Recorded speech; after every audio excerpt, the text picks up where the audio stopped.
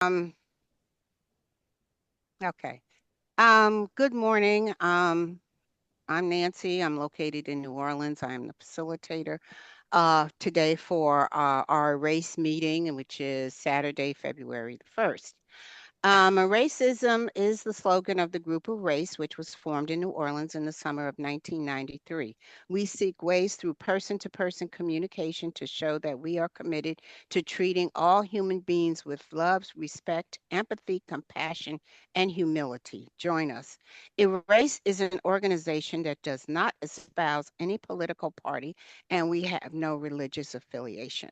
We believe in the acceptance of all people, and no personal attacks of any kind will be tolerated. We come with the intention to listen and learn and not to argue. Okay, next I'm going to read the land acknowledgement. We begin today by acknowledging that what we know as the United States is the ancestral and unceded territory of many indigenous peoples, and that there are many more nations and tribes that could be named here. Members of our meeting group today are on the lands of the Chitimacha, the Choctaw in New Orleans, the Creeks and Cherokees in Atlanta, the Tonkawan, Lipan, Apache, and Comanche in Austin, the Lenape and Piscataway in the Washington, D.C. metropolitan area, the Wampanoag and Nipmuc peoples in Boston, the Kalua Mojave in Riverside, and the Lumbee in Fayetteville. We thank their ancestors for being stewards of these lands through the generations and through today. We need to protect and honor the history and people of these places. Despite centuries of colonial theft and violence, we should always remember that we are all still on indigenous land and it will always be indigenous land. Okay.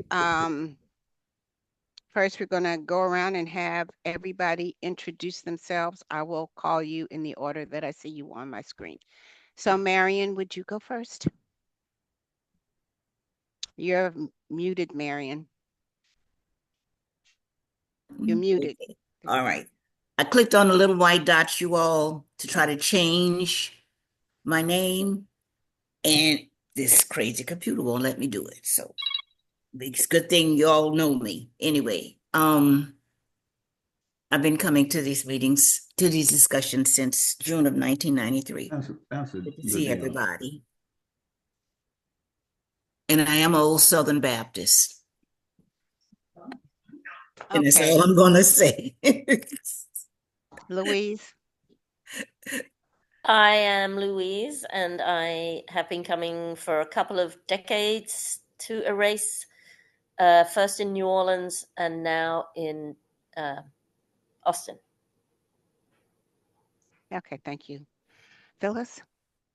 Hi, I'm Phyllis. I've been coming to Erace since 2008, and I'm in New Orleans. Thank you. Teresa? Hi, I'm Teresa Roberson. I've been coming to Erace since August 2022, and I'm in Fayetteville, North Carolina. Thank you. Marla? Hey, I'm Marla Burke. I'm in the New Orleans area, and I've been coming to Erace since 2019-ish. Thank you. Okay, Beatrice? Hi, good morning. Beatrice Souble in East Point, Georgia, right outside of Atlanta. One of the founding members with my dear late husband, Larry. Been coming since 1994 when I lived in New Orleans. Glad to see everyone. Thank you. And Larry? I've been coming to, good morning, I'm Larry. I've been coming to Erace since about 1995. And I'm happy that I heard everything I heard this morning. Looking forward to the discussion. Okay, thank you. I'll explain the format of the meeting first. We'd like everyone to mute themselves if they're not speaking at the time. The list is, we keep a list. You raise one finger to get on the list. We're going to speak in order of the list. Please try to keep your comments to 2 minutes. We respect and we do not interrupt the speaker. We have no side comments, no personal attacks, and no name calling. You can also ask a clarifying question of the speaker. A clarifying question is, I didn't understand what you meant, or could you please further explain what you meant by? And you raise two fingers, okay? And there can be two clarifying questions per speaker, okay?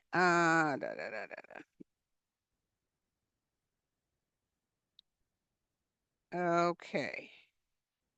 All right. The reason that I brought the topic, this is the first meeting that we've had since the inauguration, which I did not watch. And since then, there have been many executive orders and a lot of things have happened. Anyway, one of them was the dismantling of the DEI offices in the federal government. There now will be no Black History Month in the federal government. And I hope I'm getting this right because you get so many news things in the news from different sources. And since, particularly on the internet, they said they were going to stop fact checking what's being posted on the internet. So that's going to create confusion and you don't know what's true or what's not true. But also, they I was also told that the federal government will no longer, I think this is an act of Congress, so this is up for debate. Martin Luther King and Juneteenth. So that can also be up for debate. But anyway, by dismantling DEI, what are going to be the consequences and the effects to be seen in the future because of that action? And then after the plane crash, um, DEI was blamed for the plane crash, which I didn't understand how you could do that. So anyway, that is why I brought the article. Also, getting towards the end of the meeting, I'm reading as we're going, excuse me, going along on the facilitator's guideline, is that at the end of the meeting, we will have a wrap up. You have 1 minute, excuse me, you have 1 minute to give your final thoughts, and it is okay to pass. Okay? So, anyway, we can start now, and whoever wants to give their comments on the topic, we can. Thank you, Teresa.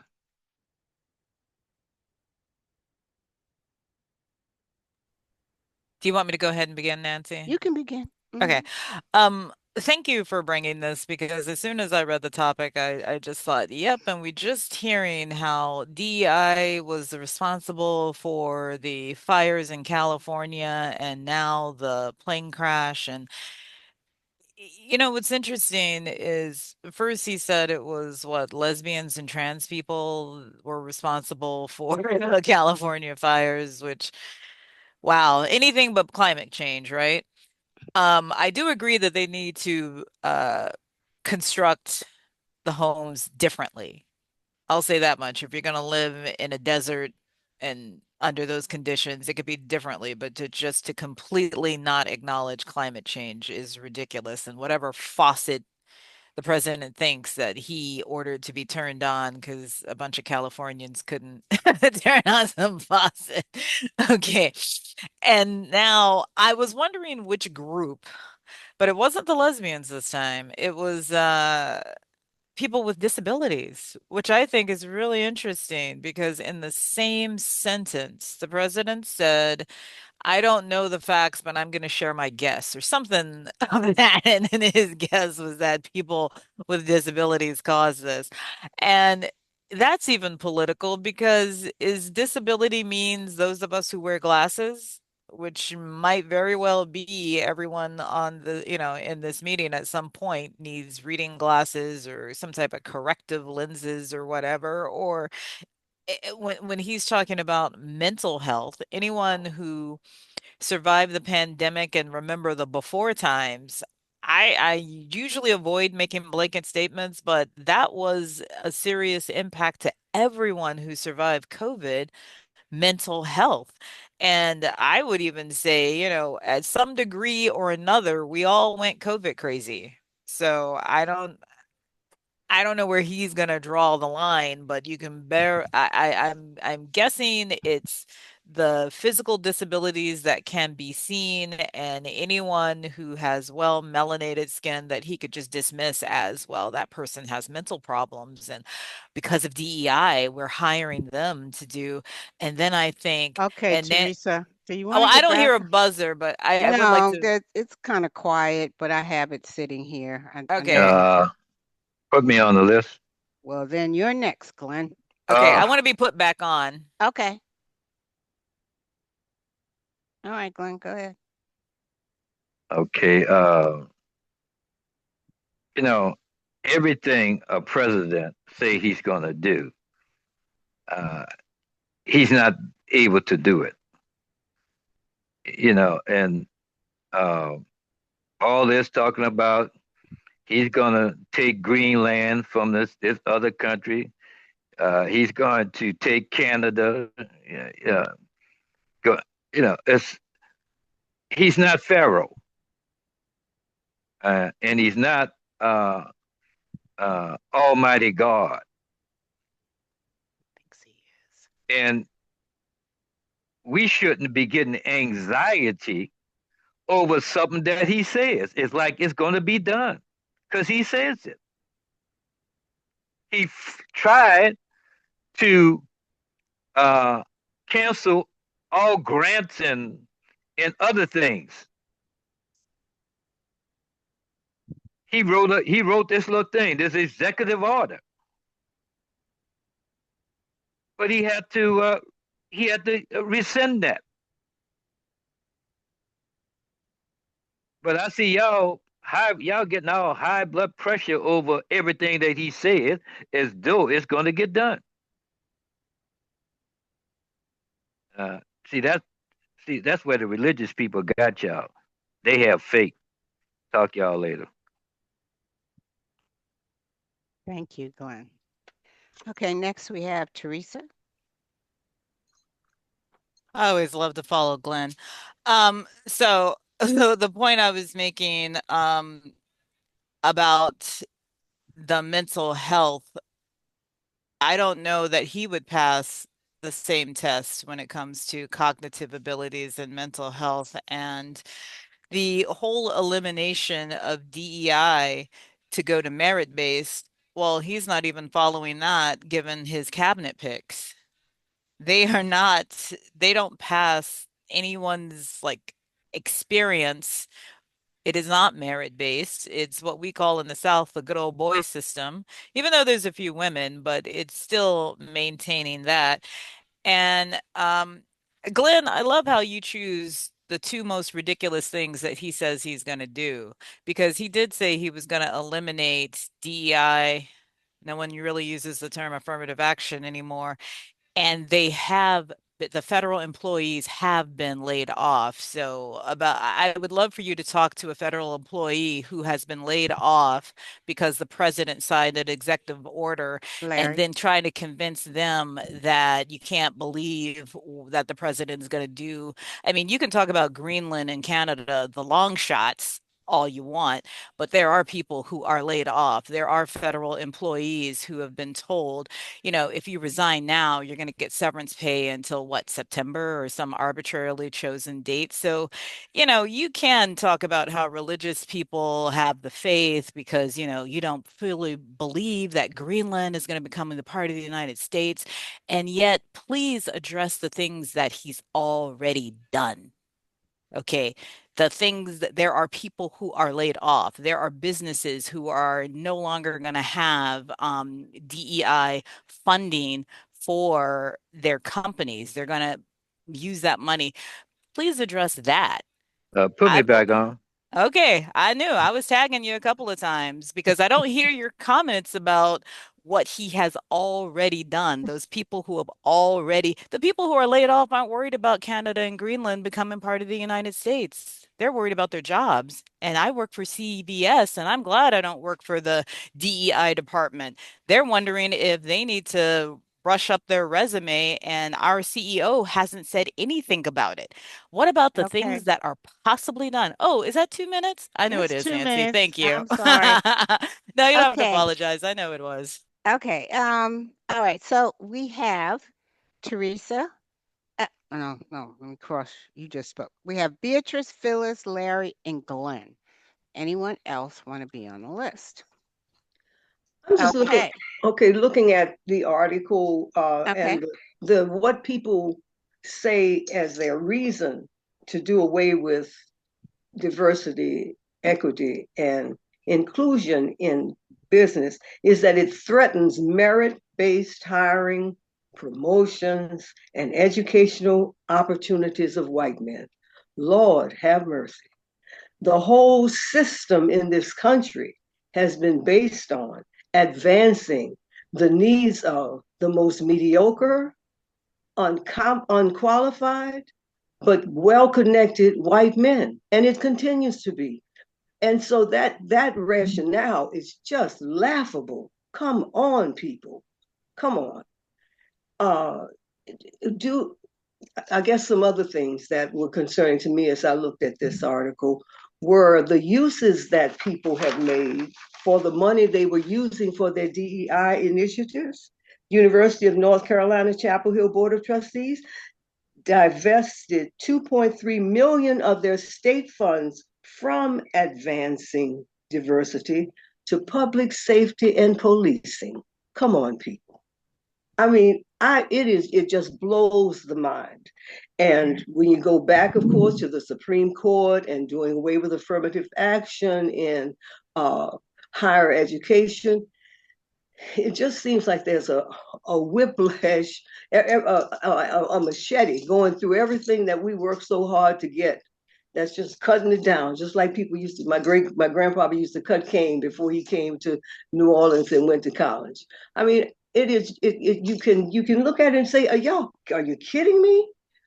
That you really think that attempting to make boards more diverse so it looks like the multicultural country that we have. What are y'all afraid of? What are you white people afraid of that you're holding on to you're so afraid of the browning of America that Okay. Beatrice, you want to get back on? You yeah, know what I think you can't hear because you can't hear it through this. That's the only it goes through speaker your, of it. I'm sorry, baby. Yeah, I would like to later on, let a lot of people, more people. Okay. Well, we have Phyllis, Larry, and then Glenn. So would anyone else like to be on the list? I thought we'd get a lot, um, Marion, I thought we'd get a lot more controversy than we're having. Okay, Phyllis. So a lot of the stuff that the Orange Man has been putting out there, like the Greenland, like Canada, like that kind of stuff, that's just to distract from the real stuff that he wants to implement to harm people. Um, this whole attack against DEI is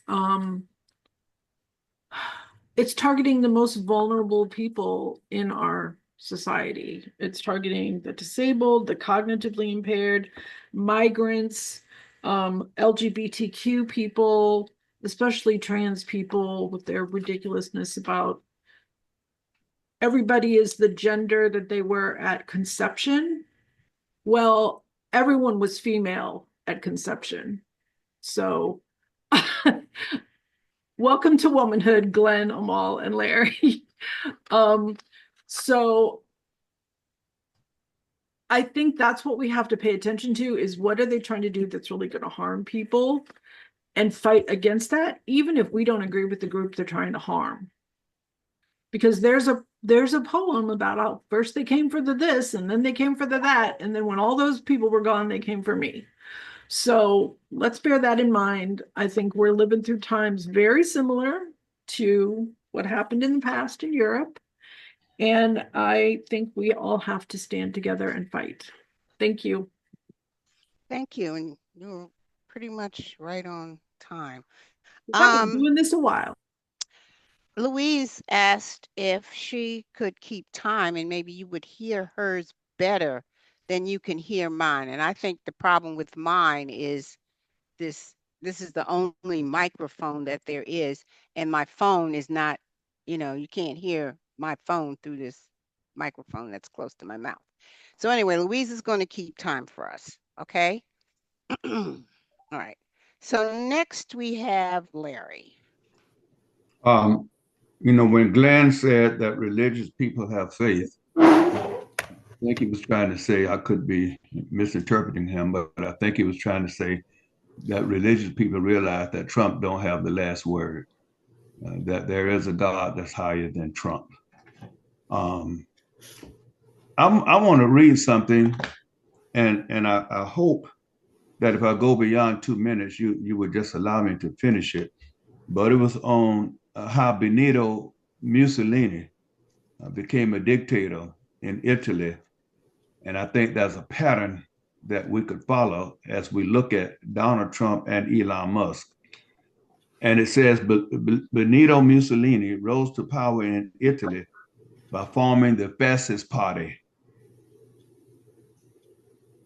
utilizing a paramilitary group called the Black Shirts, Proud Boys, to initiate opponents, to intimidate opponents, and ultimately forcing the king to appoint him prime minister after large-scale demonstrations, January the 6th, known as the March on Rome in 1922, the March on Washington, January the 6th, where his supporters marched on the capital city, Washington, creating a fear of civil war and prompting the king to yield to his demands. This allowed Mussolini to effectively become dictator. Following World War I, Italy experienced insignificant economic and social unrest, making the population receptive to a strong leader, Donald Trump. Mussolini established the Fascist Party in 1919, which appealed to disillusioned war veterans and prompted extreme nationalist and authoritarian ideologies. The Christian right wing nationalists. These armed squads, known as the Black Shirts, Proud Boys, used violence and intimidation to suppress opposition and control the streets. In 1922, I'm almost done. In 1922, thousands of black shirts marched on Rome, demanding that the king appoint Mussolini as prime minister. Faced with the threat of civil war, King Victor Emmanuel appointed Mussolini as prime minister. So America have their dictator, the one they asked for. Okay. Phyllis has a clarifying question, Larry. Mm-hmm. Right. What is the source of what you just read and the parts that tied in, like January 6th and Washington? No, My question is, was that in the original piece or did you add that? no, those were added by me. The piece came from Google, from a Google search on how Mussolini became a dictator. Okay, so where is it, where did it come from when you found it on Google? Was it in a newspaper or a book? No, it was just an article I found on Google. I didn't look for the source. Okay. Okay. Thank you. Next we have Glenn and then Marion. Okay, I'm gonna have to. When I give this, I'm gonna have to leave and go to somewhere else. So I won't. I have to go to the tape and hear y'all comments. But I didn't just talk about Trump doing Greenland. I said he was. What did he say? He was trying to do. He was trying to take away grants that had been already approved, and so many other things in gray language, where people even thought he was threatening Social Security and other things that people depend upon. Wasn't just talking about things that could not be achieved. Uh, and what happened? Lawsuits came up.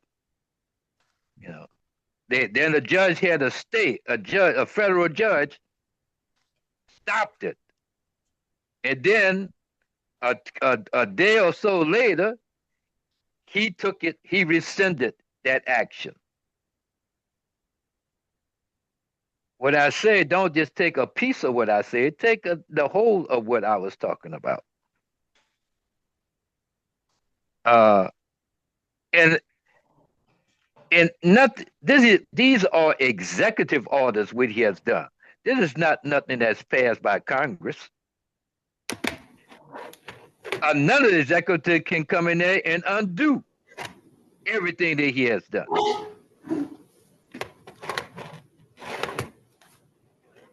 And the way he is going, his followers see that they're being hurt by his policies. He's not isolating it, targeting like they do with some cancers, target certain areas. His broad what he's doing and is sweeping up his own followers and hurting them. So there's going to be we got the election coming, the midterm elections coming up, and he'll probably lose Congress.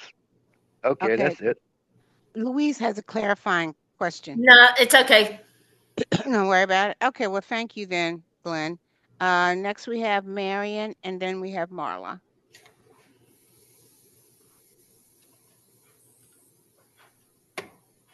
Okay, there was something in this article that really jumped off the page, and I don't think I'm being hysterical, a hysterical female.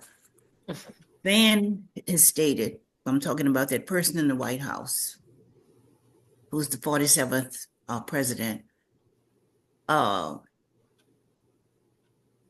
Before the election stated, he was before the election, he stated he wanted to be a dictator. And then he sort of caught his breath and said, for one day, the man really wants to be a king or a dictator, choose either one of those. But I think more along the lines of Benito Mussolini. And there was something in this article that said DEI office staffers were going to be placed on leave by 5 p.m. or whatever day that all this stuff was supposed to go down. All public DEI focused web pages by the same deadline. If there's a suspicion that DEI has been renamed, report them to Trump's Office of Personnel Management within 10 days or face consequences. And consequences is what's bothering me.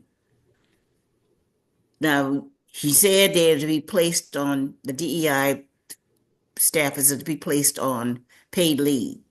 What consequences, what kind of consequences, if this isn't done within this 10-day time frame by 5 p.m., is this going to take place? What is it that people are going to be placed before a firing squad? Is there something going to be put in their folders, their personnel folders, that would prevent them from getting a decent job, that would perhaps pay as much as they're receiving now as a DEI staff? So all of this smacks of this, to my way of thinking, comment he made about wanting to be a dictator. And that's not a joke. I take that very seriously. Okay, Marion, do you want to get back on the list? Because I, we I want, I'd have, like to listen. oh, well, we have Marla, and then the list is open. Okay. So anyone's free to comment. And, my purpose in bringing the article was to not only talk about what has happened, but what could possibly happen. That's what I'm afraid of. The Almost like consequences. speculation and whatnot. So please feel free to give your thoughts. All right, so Marla, you're next, and then the list is open. Okay, thank you. I'm kind of going back to the thing that was said by Donald Trump and also the press secretary that DEI might be responsible for this plane crash. And somebody I follow on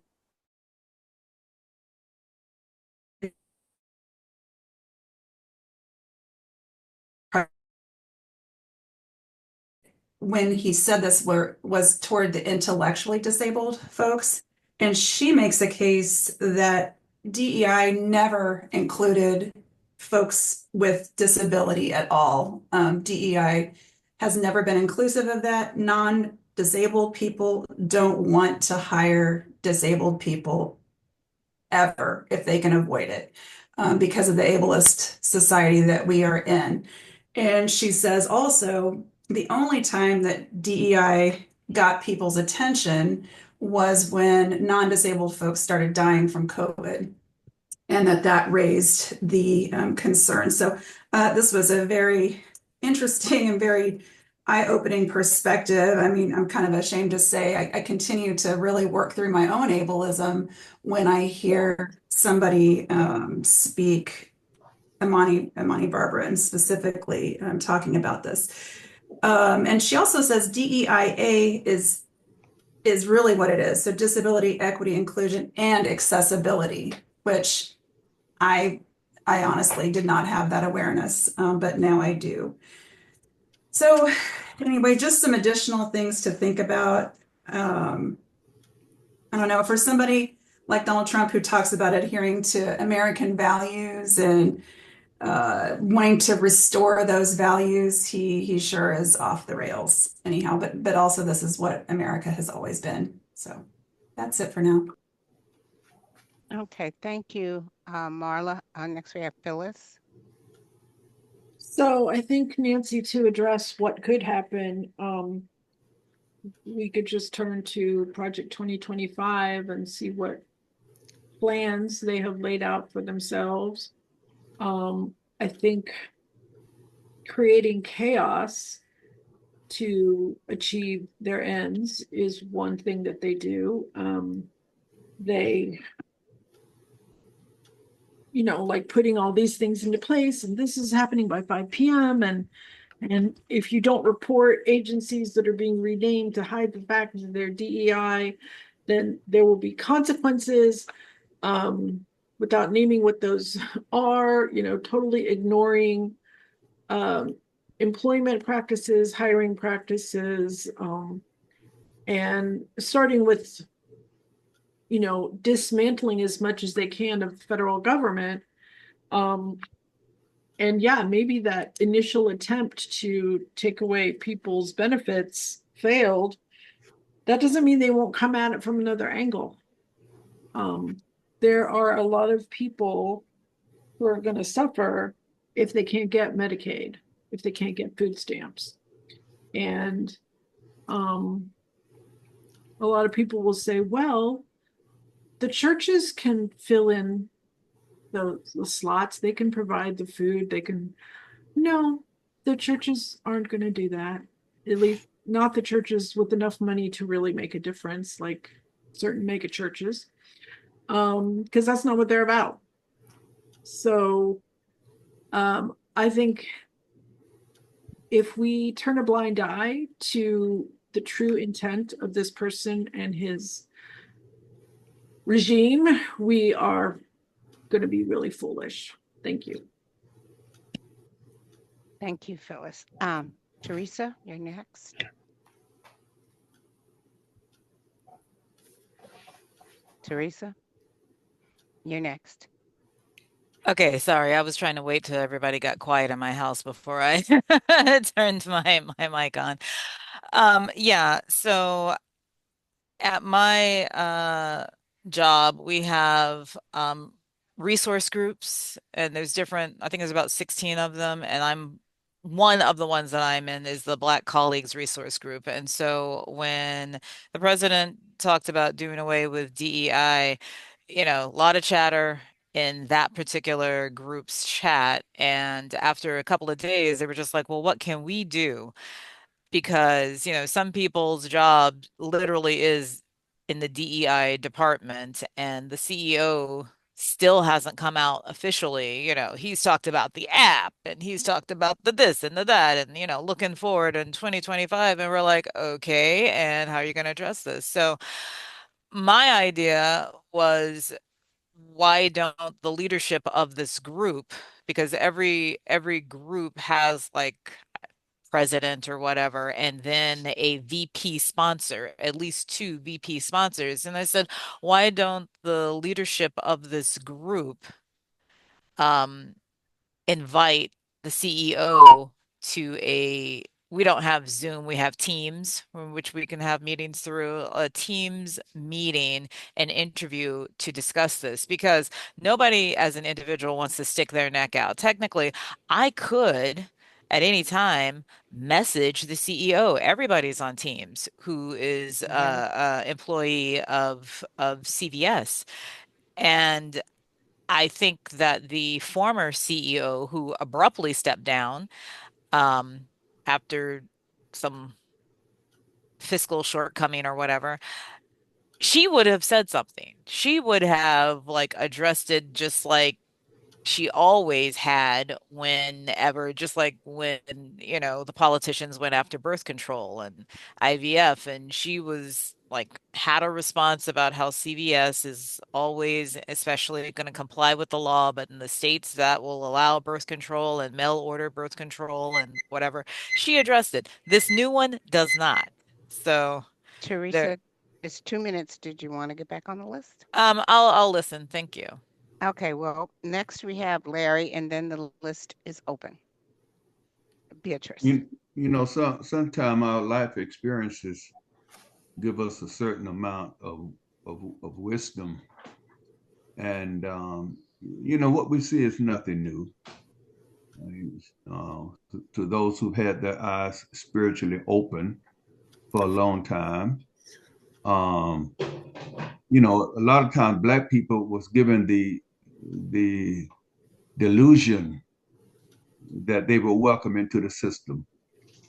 Um, Go out and vote. Go out and vote. You want to make a change, go out and vote. If you don't vote, you don't have no voice. So we were given this delusional experience that we were welcome into the system, that we had to fight for everything that we got.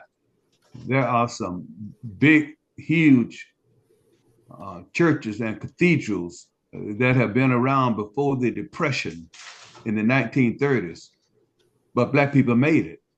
They built those churches. They built those cathedrals, and they were not afraid. They were not hampered. And when we look at DEI, the total definition, diversity, and effort to reflect the makeup of the broader American population, equity, just being fair and just and impartial in the allocation of access and opportunities, inclusion is the intentional, ongoing effort to ensure that diverse individuals have equitable access and involvement in community and decisions. And so we cannot operate in a group, not even in racism, without inclusion, without equity, without diversity, without other opinions being at the table. And to do so is to do what Trump is doing now: get rid of all the voices that are not white males, because those are the only ones that he thinks should be at the table. That's all. Thank you. Thank you, Larry. Next we have Beatrice, and the list is open. I'm having trouble getting my thoughts to wrap around what I believe is happening intentionally out of the idea that white supremacy has to be the ruling, the origin principle of how things operate. And that's what is happening, I think, in what is being done by the new person in the Oval Office. The theory, the philosophy, the perspective of every decision, no matter how it's made. For example, I used to work in personnel at the Montgomery County Public Schools. You just don't let people go. There are processes. That's why a lot of this is unconstitutional. It may be signed with a big, broad black magic marker. But the idea that there are groups of people in this country who are underrepresented at every level in every place, whether it's corporations, no matter what, that is something that is not acceptable, or that is not intentionally understood by people for whom white supremacy is a governing rule. It doesn't matter. The research that shows that boards of directors are places where decisions are made that are more multicultural, where more perspectives are available. These are better businesses. Things work better because of that. Everybody jumped on DEI when George Floyd was killed and decided what they're going to do. And all these colleges and corporations, and we're going to pump this money into two underrepresented groups and neighborhoods. But the heart change, the mind change, the perspective did not occur. And I'm not sure when it will. The fact that this man can jump up and say all and dismantle policies and just say with a stroke of a pen, even if it does not happen, because it is unconstitutional, as Mark Morial said at the end of this article, it does make people act crazy. Thank you, Beatrice. The list is open. I hear a lot of background noise. What is that? That's the timer. That sounds like somebody in the kitchen. No, it could have been me too, Glenn. I wasn't on mute. Sorry. All right, okay. That was All the right. timer. Linda, you want to get on the list? Do you have something to contribute? You always stir conversation. Oh, you talk. I know you were talking to me. Yeah. I got sidetracked with that all that background noise, but I'll come back. All right. Well, the list is open. Marion, and then Beatrice again. Beatrice had her finger up first, if that counts. Beatrice just got through talking. Okay, so we're gonna have Marion and then Beatrice. Okay. I don't mind if my friend goes before me, but since she just finished, I'm trying not to be. Well, I did get emotional when I read this article online, and when I took the notes. After I read this article, I started talking to my granddaughter, my oldest. She's the oldest of my 4 grandchildren, and I think maybe I've said this to the group at least once or twice, but I'll say it again. This hypocrisy uh, of the land of the free and the home of the brave. And I told my granddaughter, I said, this means this. I think this ought to say the land of the still trying to be oppressed and the home of the cowards, because the leaders, these people who are supposedly our government leaders and who are supposed to be representing all of the citizens of the United States. And I don't care if there's someone who doesn't like it. I was born in the state of Louisiana, the city of New Orleans. So I believe I'm a citizen. But this hypocrisy, I said, these people ought to shut up with that home of the free or the land of the brave or whatever, however the statement goes, because this is just all around. Here you're trying to go back, take this country back 200, 300 years. I believe with all my heart, there are people in this country that they were talking about going back to the 1950s. I was in junior high school, no, going into high, I was in high school, 10th grade in the 1950s. And it was horrible. But then you have people fantasizing and think, oh, we should go back to the 1950s. And I was so glad that somebody did have the guts enough to say, yeah, you want to go back to the 1950s, but I guarantee you our black citizens don't want to go back to the 1950s, and I'm one of them. And I think about incidents that, and you all have heard about them. The person, Marion, the timer went off. Do you want to get back it on the sure list? did. I'm ranting, am I not? I'm gonna. Yeah. Oh, it's Mm, not even 11 yet. Okay, that's good. okay. I'll Beat listen. I'll listen. okay, Beatrice. One of the positive, one of the reasons that people support DI say that the programs are necessary to ensure that institutions meet the needs of increasingly diverse populations. And the impact of the loss of those measures goes beyond people of color. And I think that it also is a key. One thing I want to say before talking about that little quote is that the idea, and Phyllis references, all of this signing of these orders, the pulling back of funding, the freezing, all that is to create confusion, concern, the way the immigration policy, all of this gathering people, taking people out of churches, is to create confusion, concern, fright, um, and to just throw people into throw our hands up and say, well, all this is happening to us, and we cannot allow that to happen. I think that is the purpose. And the lack of anyone in the party of this man who's in the Oval Office, anyone in that party, to have the moral fiber to stand up and say some of the things you are doing and saying are not correct. For you to blame women and people of color for a crash where people were still dead in the war, this is not good. This is not right. This doesn't rep. People have bought into who this man is, and he is nobody. He is a frightened, narcissistic, cowardly person.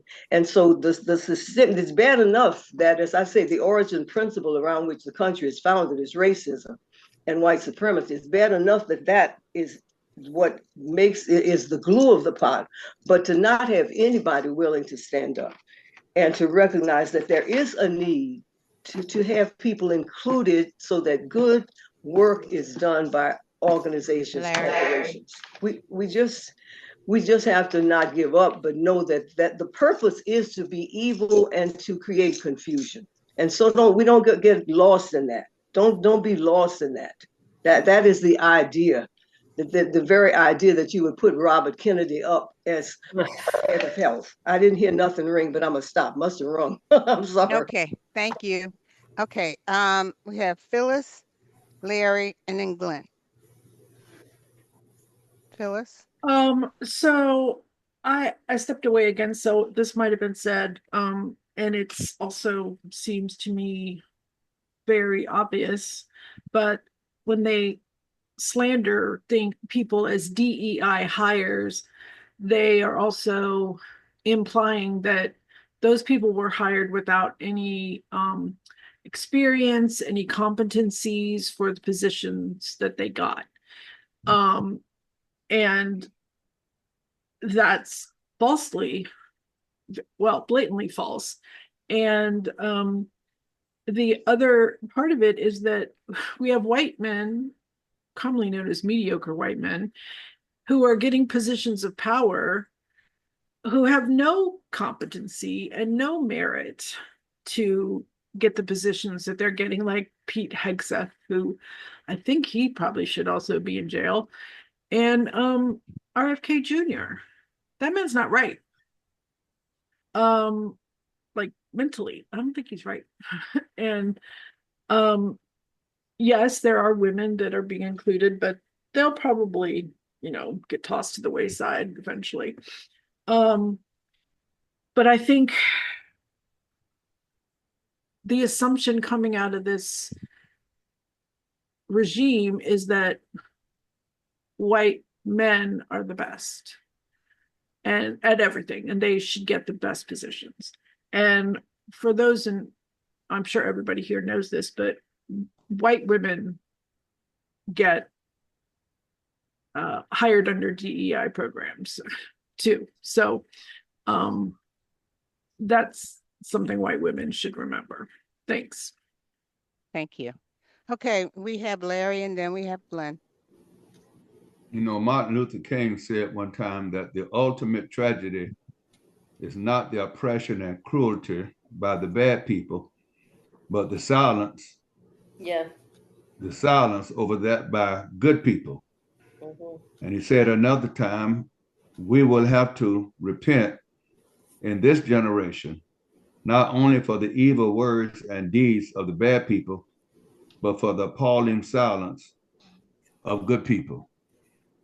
And so we look at something that Trump said in the article during his campaign for president. It says Trump vowed to end quote unquote wokeness and quote unquote leftist indoctrination in education.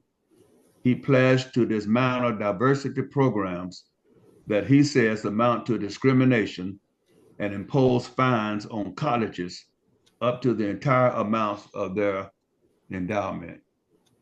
Who else said something like that recently? When college students were protesting against the genocide in Palestine, what group came forth and threatened the colleges by withholding millions of dollars from them if they didn't bring the demonstrations under control? You cannot crush truth. You cannot exclude conversations and think we could come to some kind of agreement. What Martin Luther King said, that the time when black men and white men and Jews and Gentiles, Protestants and Catholics, when all of God's children will come to the table. Thank you. That's all. Thank you, Larry. Next we have Glenn, and then the list is open. Yeah, well, Trump ain't got all white folks in his cabinet. He got an Indian in there, and he had two of them really.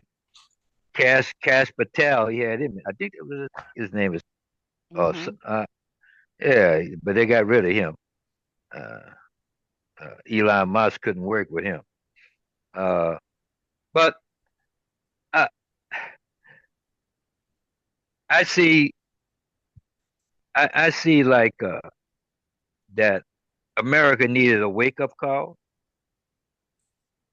It's like your body. You think you got a healthy body, but then all of a sudden you get a fever, and the fever is getting high, and uh, and you're getting dizzy, but you didn't know that there was a disease in the body. Um, uh, you know, I was thinking that, man, that we were over all of this, that we were,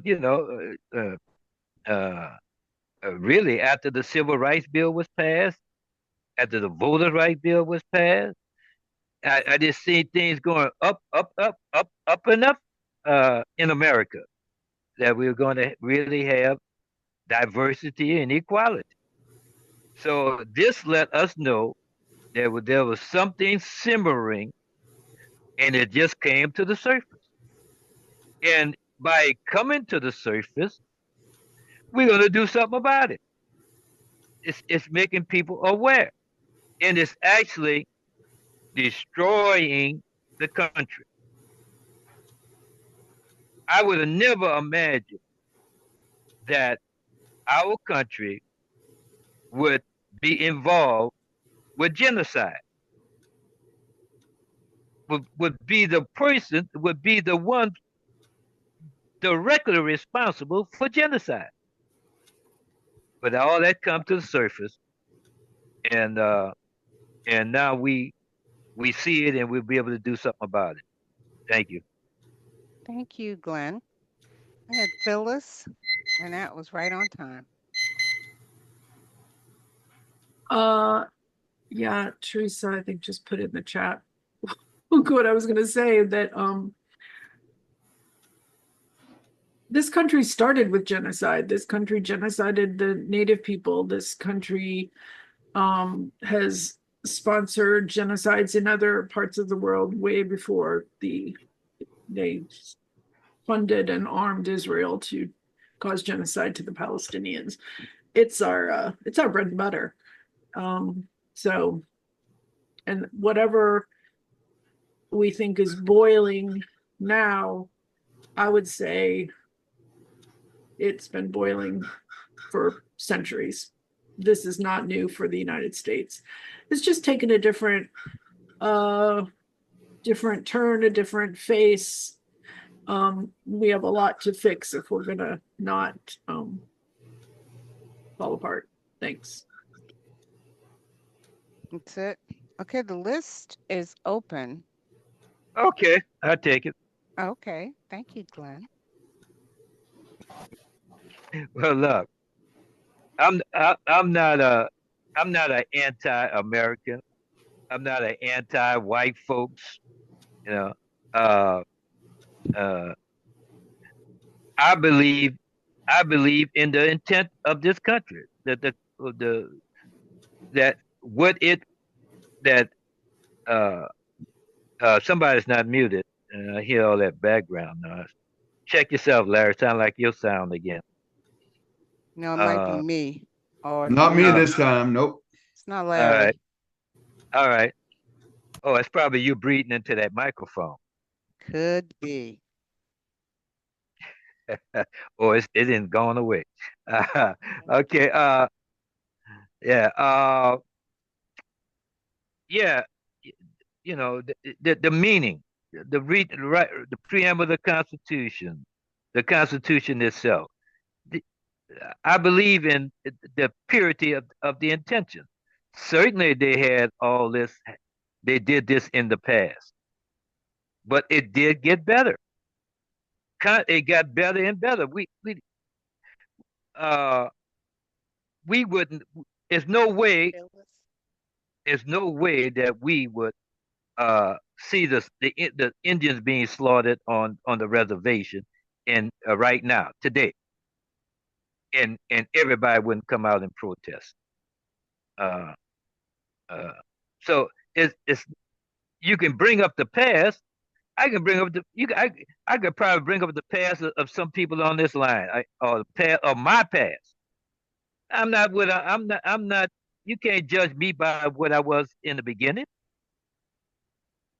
Uh, and like I said, I'm not like y'all. Y'all just anti-American. Y'all, that's y'all thing.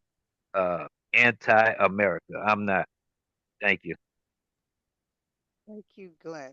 We have Phyllis next, and Can then you Louise. move the microphone back to your Oh, mouth again? Since okay, we have Phyllis and then Louise. Okay. so, I question the purity of the intentions of the people who wrote the Constitution and the Bill of Rights. Those are the right things. And I think it's really sweet that you think that everybody would protest if they tried to do something to the Native Americans. Well, ICE has gone on to the reservations, Glenn, where the people are living in their own sovereign nations, the Navajo Nation, um, and have tried to round people up. ICE has also picked up Puerto Ricans who are American citizens because it's just really the brown people and the black people. They're not going to probably be rounding up any Irish people who are undocumented, and there's a lot of them. So I don't think the purity of the intentions matters when we've got centuries of oppression against people on our own soil and elsewhere, because it's all about capitalism and making money and having power over other people. That has been the way of this country.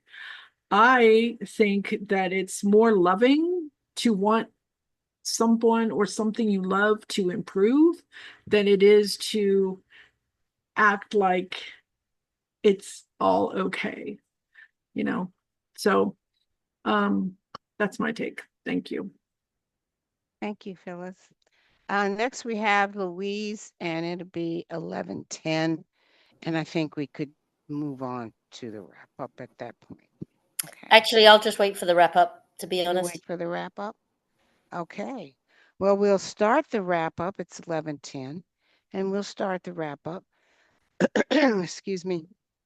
You didn't And the recognize people. my hand, Nancy, when I had it up. No, no, I didn't. Go ahead, Larry, if you Okay. had something you No, wanted to say. yeah, I just wanted to say that Something Glenn had said, but the only way anybody can move forward is not repeating the deeds of the past.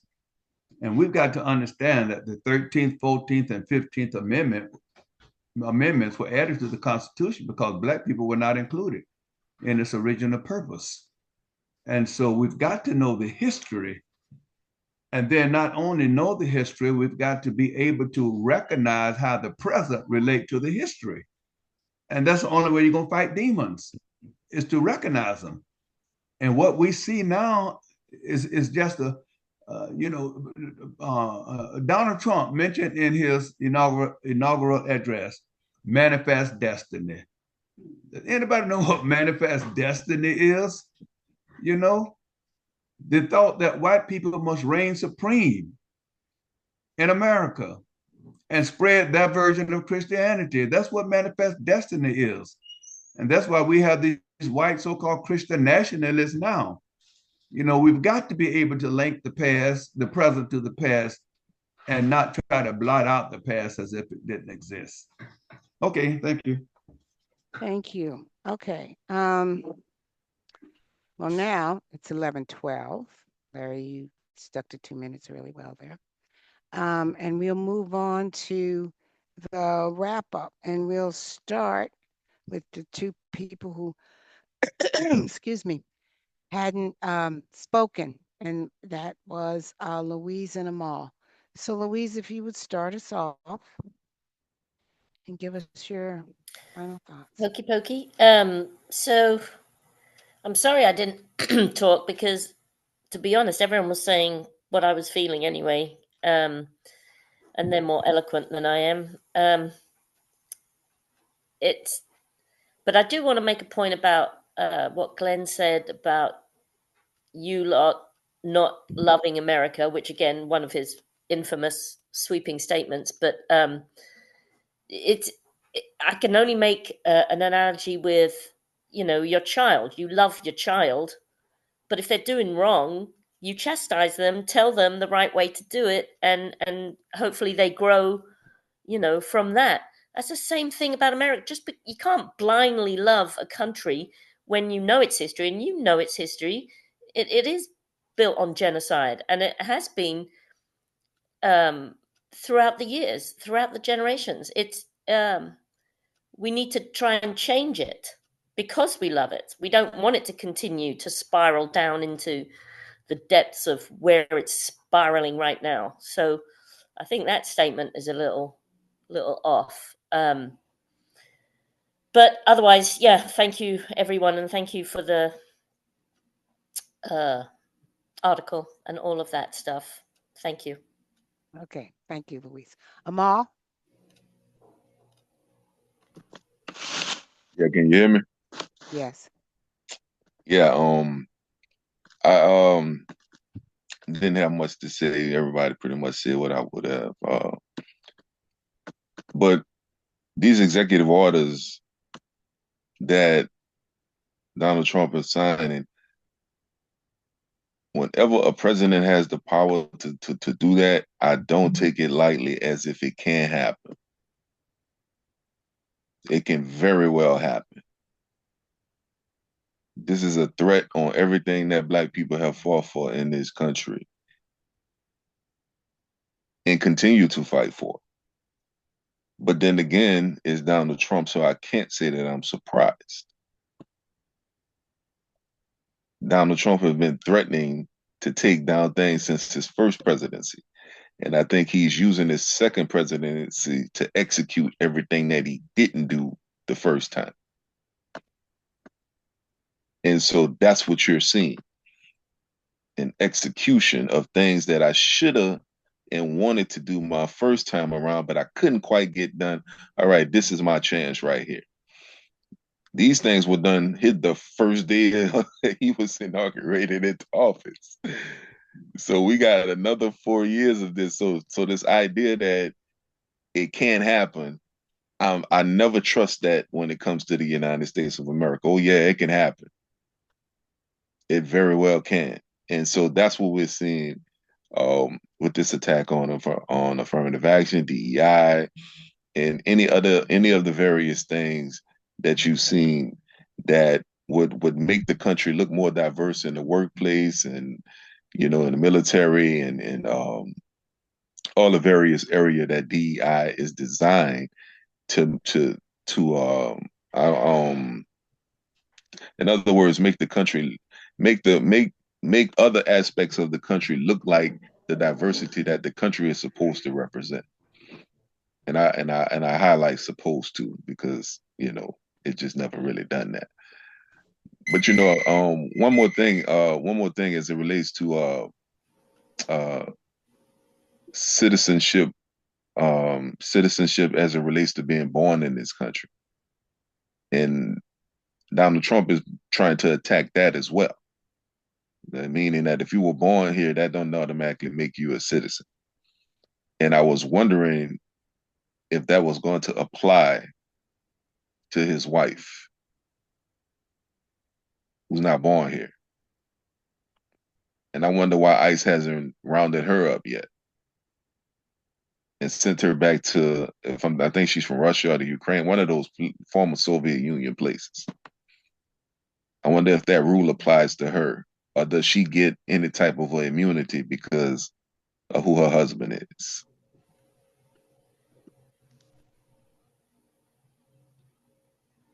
Okay. Thank you, Amal. And now we'll move on to the 1 minute people. We'll start with Marion. You're muted. There you go. As these slow fingers can't get to that keyboard fast enough. Uh, this was excellent. I'm not going to say. Well, I am going to say I did enjoy the discussion, and this is something that I think is going to pop up again because, as Amal just said, this man uh, has almost 4 years to wreak all kind of havoc, and havoc he is going to reach. He's going to wreak havoc.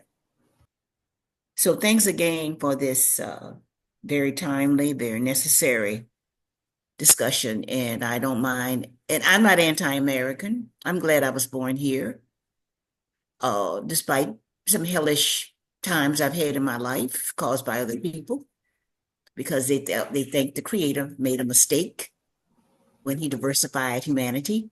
So thanks again for this Right. very, very necessary topic. Really, really appreciate it. Okay. Thank you, Marion. Okay. Teresa. Yeah, Nancy, thank you for me, this is a continuation of a conversation because we're having a lot of conversations at work about it. So I appreciate that. Thank you. Phyllis.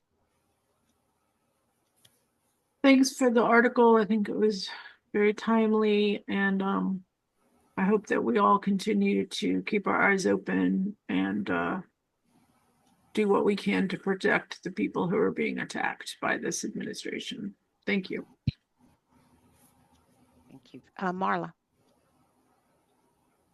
Yeah, thanks, Nancy. This was a great discussion, great article. I think what I think about a lot as a white woman and several white women friends who are very, very much Democrats, we have a tendency to get stuck in the shock and awe of all of this. And I would just encourage all of us to put those efforts and that anger and that rage toward community, toward organization, doing something at the local level that can be impactful. Help out undocumented immigrants in your area if you can, volunteer, those sorts of things, and build community. Also, I'm also not anti-American. I am just, the James Baldwin quote is always rings true to me. I love America more than any other country in the world, and exactly for this reason, I insist on the right to criticize her perpetually. So leave you all with that. Thank you again, Nancy. Thank you, Marla. Larry, you next. That bishop in Washington, D.C., Bishop Booty, I think, invoked the power of God when she was praying and asked Donald Trump if he would just have mercy on the immigrants, recognizing that they were not all murderers and robbers and rapists. How dare she invoke the power of God? He turns around and says that she owed him an apology. Not only that, he called her nasty Mm-hmm. just because she asked him to show mercy. And so we have to be very careful how we try to shut out some aspects of that has been a part of this world since its foundation. That's all. Thank you, Larry. And last, we have Glenn. Oh, you saved the The best for best for last. last. Yes, I did. Well, this is my favorite song. God bless America, land that I love. Stand beside her and guide her through the night with the light from above. Same what you get from God. Guidance. Yeah, that's how I feel about it. That's Okay. it. That's it. Thank you. Well, I want to thank all of you for coming. Um, I felt I'm not my little 2 cents is that um although I, I was disheartened, not shocked, but I am very disheartened by these actions. And it's almost like you're sitting here waiting for the other shoe to drop. You know, what else do you have? Because there's some more coming. This is not the end. Okay. Um, and you can't believe everything that you see or read on the internet, but I was reading something on the internet about sending, well, they did this with the 9/11 terrorists too, but sending um, the undocumented to Guantanamo Bay, Cuba, and likened it to a concentration camp. I also read another article about trying to dismantle the 14th Amendment, okay, which made the formerly enslaved citizens and using it to say that the Native Americans are not citizens. Okay, so I've since the day that he won back in November, I've felt that hold on, this is going to be a wild ride. I don't know where it's going, but it's not good. Okay, so there will be more for us to talk about in the future because it's not stopping here. Um, and we just hope that the powers that be will step up and put something in place to stop him because even when he was doing his rallies, doing his um, campaigning, it looked to me like 1930s Germany. These rallies reminded me very much of what you would see through history of 1930s Germany. And I really think that we're on that path. So, anyway, thank you for coming. Are there any announcements we can stop our